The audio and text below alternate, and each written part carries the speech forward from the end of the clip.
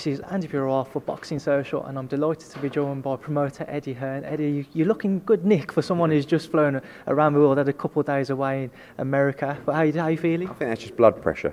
Yeah. And I feel all right. Been a busy few days. Good to be back. Looking forward to Saturday. I think it's a good show. It's an interesting show of the young fighters coming through, stepping up onto the big stage. I think if we're going to unearth stars, you need to put them under this kind of pressure, on this kind of platform, these kind of arenas. And looking forward to particularly the Cheeseman Garcia fight. Obviously, Ball Richards as well is going to be a lot of fun, and good to see a Coley back and a number of other young fighters on the card as well. You've just mentioned putting them in there in a big arena. You've mentioned earlier about 5,000 tickets you expect to be sold. Was there ever any other arenas you considered for this date? We actually booked the O2 a while back. You don't get many chances to grab it, and you take the arena knowing that you can put on a show or a pay-per-view show. And when this fight came around, it was one of those where it's like, do you go? It's too big for York Hall, but do you go to a Wembley or a Copper Box? And I just feel that if we're going to make these guys stars, if we're going to give them the chance to go on and try and become major headline acts on Sky, give them the platform. Build them up as a superstar. Cheeseman's gone from selling 200 tickets to 500 tickets to 1,000 tickets. He's from Bermondsey. So, I like to put them under pressure and say, go on then, there's a platform, go and shine. And if you can do it, you've got a great chance to go on and actually do something and become a major player in the Saturday night schedule on Sky. You've mentioned previously in other interviews that you take a hit in some shows, especially when you're at your call, in terms of making a loss on a night. Is this one of those shows where you might take a little hit, but the long-term plan is obviously it will work out? Yeah, financially, we've done a decent gate. The purses aren't astronomical because it's not World Championship boxing or something like that. The costs are very high at the O2. But I think now we've got so many shows worldwide that you lose track of. You mustn't lose track, but you do lose track of sometimes the financial position. And we're in a position now where we've built a business where we can invest. So if it means investing money in Josh Kelly, in Boatsi, in Coley, in Cheeseman, in Fowler, you've got to do it because they are the guys who are going to take over from the Bellews, the Crollers, the Groves, the guys that you'll see slowly disappearing from the game. Sorry if I mentioned Croller, but he has only got 3 or 4 fights left. So, I think that all those guys, Khan, Brook, you're going to see them phase out. And unless you build these guys now, by the time they're in big fights, their profile won't be high enough to take advantage of it. So it's really important they get this platform.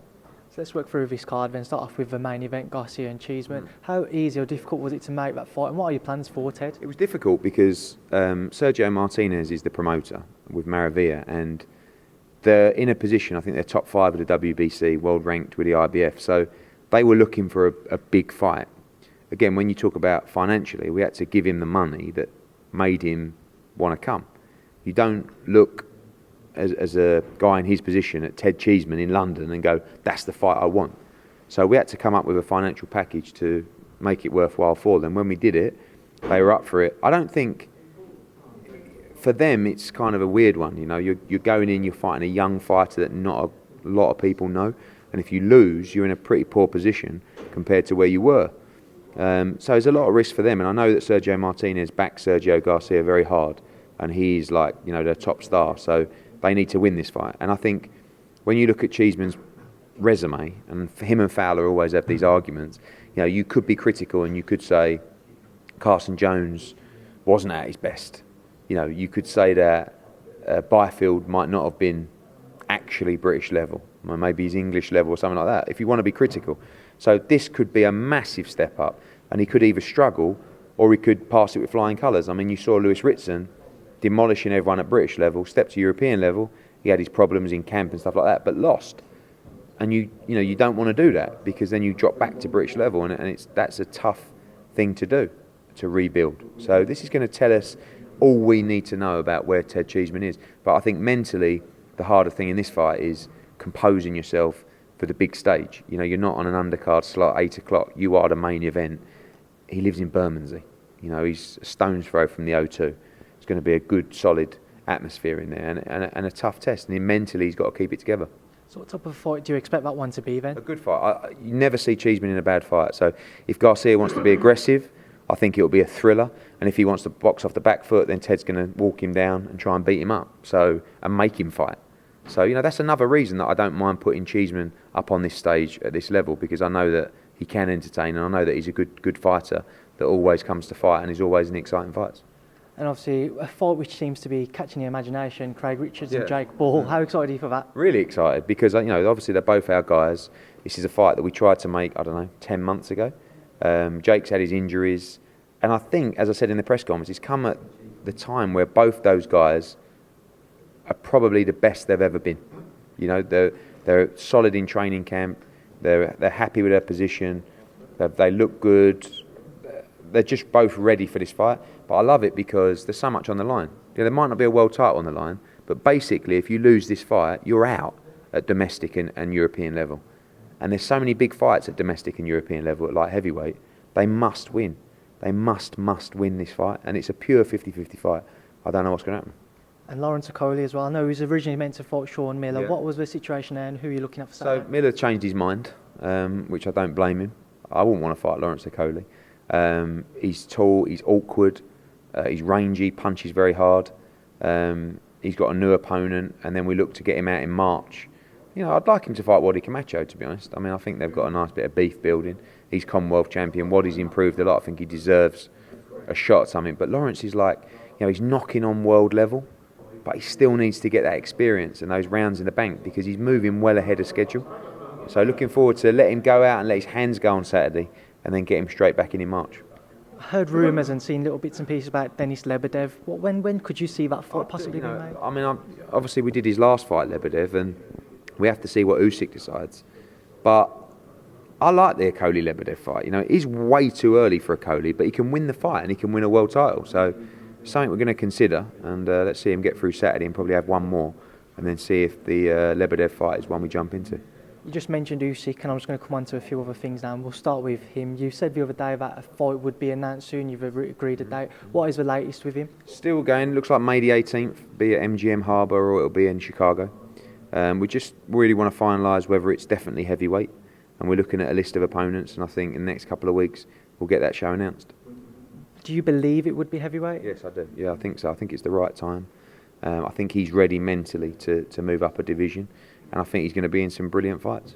And speaking of heavyweights, that seems to be where everything's being discussed at the minute. Anthony Joshua, Jarrell Miller, Dillian Whyte. What is the latest? They're all still in the running. Look, Fury's still in the running. If he wants to give us a call, he can make the fight today. But I think April 13th is starting to look unrealistic. I think if it is Dillian, we'll move that to May or June, and if it's Jarrell Miller, it will be early June in MSG. So part of me, I want Dillian to take the fight because I want him to get a shot at the world title. But I also think Anthony Joshua in America, expanding that brand, becoming more well-known globally is a great move as well. So, I think this weekend we'll make our decision. Just seeing the initial reaction over social media, a lot of people have kind of slated the opportunity for AJ to fight in America. Do you understand fans' frustration, or what are your thoughts when you see those comments, people thinking he should be fighting over against Dillian at Wembley? Yeah, I understand. I think they should also support their own, what he's done after 22 fights is quite incredible, and support a Brit going to try and fill up Madison Square Garden, defending his world heavyweight title against American. I think it's a natural move. People are very quick to get on the bandwagon, and they like to have a moan, and they're entitled to, they're fans. But if he's going to make it America, if we can't get the fight that I feel is the right fight for UK fans, I would like him to fight in America. And if he's going to do it in New York at Madison Square Gardens, he should do it against a loudmouth New Yorker who's top 10 in the world. So that's the reason behind it, quite honestly. And what's the latest with Tyson Fury? I know you said you spoke to him a couple of weeks previously. Have you spoke to him since? Yeah, I spoke to him maybe Monday or Sunday or something like that. I think he's going to fight Wilder. I'm pretty sure of that. And listen, I hope he wins, and then maybe make the undisputed fight. But basically, there's all these guys are colluding at the moment. They're all talking. All the managers are talking to each other about, what's AJ offered you, or what are you going to do? Rather than taking the opportunity and standing up and actually trying to be the kingpin in the division by beating Anthony Joshua. They're more interested in seeing how they can drive the money up and block AJ's moves and stuff like that. That's great, because it shows me they're absolutely scared shitless of fighting him. So If you believe you can beat him and you're being offered all this money, do it. You know, for the fans saying to me or to AJ, just give him 50-50. Why don't you say to Fury, just take 40-60? You know, you're a challenger for the title. That's what they've ordered the Wilder fight at. So why not fight AJ instead? You know, fans are very quick to sort of jump one way or the other, but you know, you look at Tyson Fury, the money don't matter. I mean, apparently he gave his entire purse last time to charity. Did he? I don't know. I don't know. Okay, I've but yeah. heard it. Okay, well, yeah, but you know, if he really wanted the fight, I believe he'd take it. But maybe he can make more in a Wilder fight.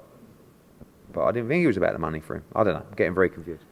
Ben Davison came out in an interview with Boxing Social, and he said that, in his opinion, you know, Wilder, Fury, and Dillian Whyte all deserve, you know, a 50-50 split. What are your thoughts? I think that he needs to see someone urgently for some help, if he really believes that. But at the same time, and I have a lot of respect for Ben Davison, I think he's done a tremendous job. I don't go into gyms and tell people how to throw right hands.